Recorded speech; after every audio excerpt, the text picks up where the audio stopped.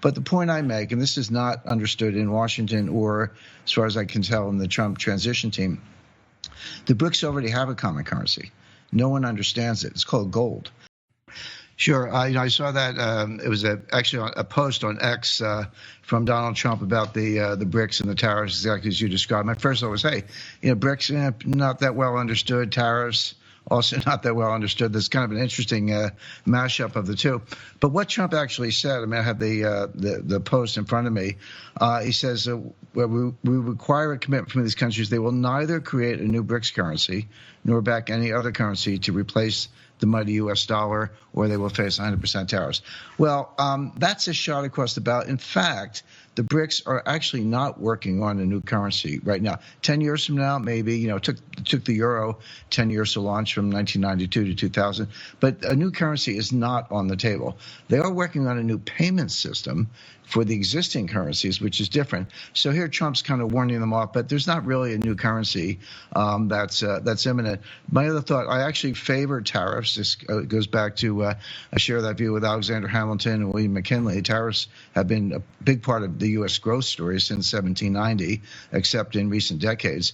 So I favor tariffs. 100% is extreme by any measure. That's really punitive.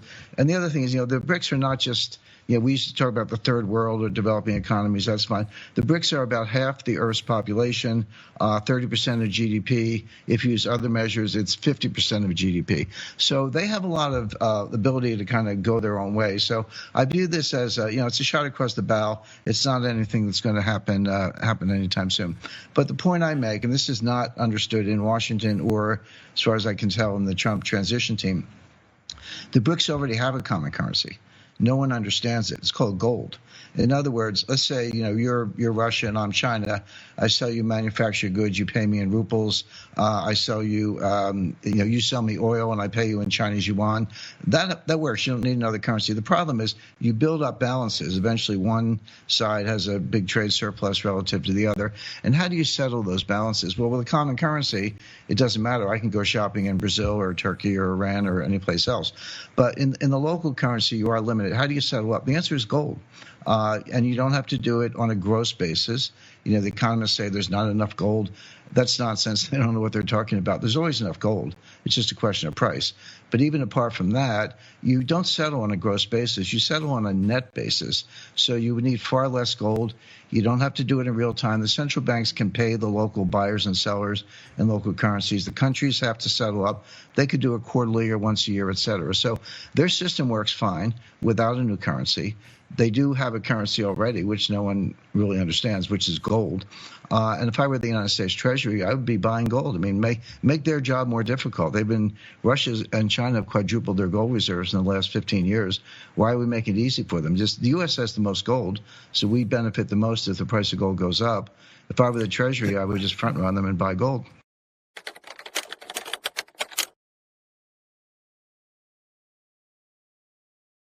Well, obviously you're right about Trump's program. I favor that program. It should result in a stronger dollar. But inflation is actually not their biggest concern. It is a concern, but there are lots of hedges for inflation, starting with gold. But there are many others, natural resources, land, et cetera. Their biggest complaint, and I sat in the Pentagon and White House and explained this to people, their biggest complaint is sanctions. And there's people kind of take sanctions and tariffs and mash them together. They're completely different. Tariffs are a legitimate economic policy tool. You can overdo it. You can, there's a lot of benefits from tariffs, but they are a legitimate economic tool. Sanctions are financial warfare. That's an act of war. That's no different than the Royal Navy blockading France during the Napoleonic Wars. And so, but Americans tend to blur the two. So, I would be all in favor of sanctions for the reason I mentioned. Sorry, in favor of tariffs for the reason I mentioned. But sanctions are an act of war. So Russia, China, all the BRICS, Brazil, the rest of them, they wouldn't even be thinking about moving away from the dollar. The dollar worked just fine. The only reason they're thinking about it is because of the sanctions we put on Russia back to Ukraine. And by the way, way, Steve, what you said earlier with your prior guest, Ukraine is sort of the center of gravity for almost every big geoeconomic issue in the world. But because of the sanctions we put on Russia as a result of Ukraine, China, Saudi Arabia, Brazil, and others looked at that and said, hey, if you can do it to Russia, you can do it to us. And so we need an alternative. So all you really have to do is back off from the sanctions war, settle the issue in Ukraine, which should never have happened, but that can be settled. And then they'll ease off on the alternative currency. Their concern is not inflation, it's sanctions.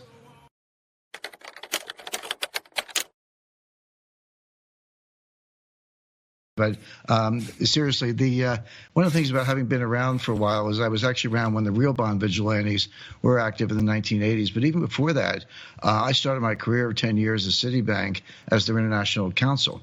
And I got kind of one-on-one tutorials by Walter Wriston. And I was one of the up-and-comers. Wriston's probably the second greatest banker of the 20th century after Pierpont Morgan. He explained to me how the Eurodollar system actually works. So I'll come back to that in a second. But the first thing is the Federal Reserve is impotent. The Federal Reserve is best understood in Jay Powell. It's like one of these Las Vegas magician shows. They're very popular, but don't look too hard at the tricks. It's all for show. It means very little in terms of what we're actually concerned about, which is the government bond market, number one. Number two, the Fed controls short-term interest rates. When I say short-term, I mean an overnight rate. Banks lending to each other overnight. Okay, they can tweak that. They don't control the yield to maturity on a 10-year Treasury note. They don't control the 30-year bonds. The second stage of my career, another 10 years, I was a counsel and credit officer at one of the primary dealers. That primary dealers, for those who don't know, they're the dealers who actually get to deal with the Fed. And there aren't many. There are about 20 of them. They actually get to deal with the Fed. So I dealt with the Fed every day for a long stage of my career and kind of know how that all works. So here's the thing. The story, the MSNBC article quotes a couple of stories. One of them was Bill Clinton's shock at learning that he had to pay attention to the bond market. That was from 1993. The other one was the original bond vigilantes from the mid-1980s. Okay, true enough. But one story is 30 years old. One story is 40 years old. That's reaching back pretty far. The situation today is the following. If there are bond vigilantes, they're in the People's Bank of China. They're in the European Central Bank. In other words, it's the central banks and the sovereign wealth funds, number one. Yep. Number two, there's a global dollar shortage. And when you say that to people, they're like, what are you talking about? The Fed printed $10 trillion. How could there be a dollar shortage? When the Fed prints money, they buy bonds from the bank. The money does come from the banks. That money comes out of thin air. But the banks give it back to the Fed in the form of excess reserves. So that money doesn't go anywhere. You're just inflating the balance sheet of the Fed. Real money, the kind that drives the economy, the kind that you and I or anyone else would care about, comes from commercial banks, particularly Eurodollar banks. They're contracting their balance sheet. There is a dollar shortage. And when you see China selling Treasury notes, the Treasury has these TIC reports that come out. You go, oh, China has reduced its holdings of U.S. Treasury securities. They're dumping the dollar. No, they're not. They're desperate for dollars. They're selling treasuries to get dollars to prop up their own banks. So the truth is there's a dollar shortage. If we're going to have a dollar problem in the near future, it's going to be because the dollar is too strong. We'll leave that for later. Wow. So the bond vigilante story is nonsense. Key takeaway from Jim Rickards' discussion: BRICS and gold. He argues that BRICS nations already have a de facto common currency in gold. Contrary to concerns about them creating a new currency, they can trade in local currencies and settle imbalances using gold, making a new formal currency unnecessary.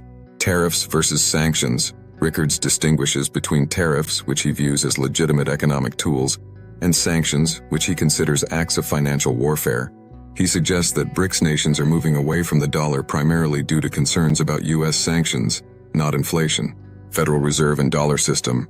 He contends that the Federal Reserve's power is limited, controlling only short-term interest rates. Despite widespread beliefs about dollar abundance, Rickards argues there's actually a global dollar shortage, as most Fed printed money remains trapped in the banking system as excess reserves.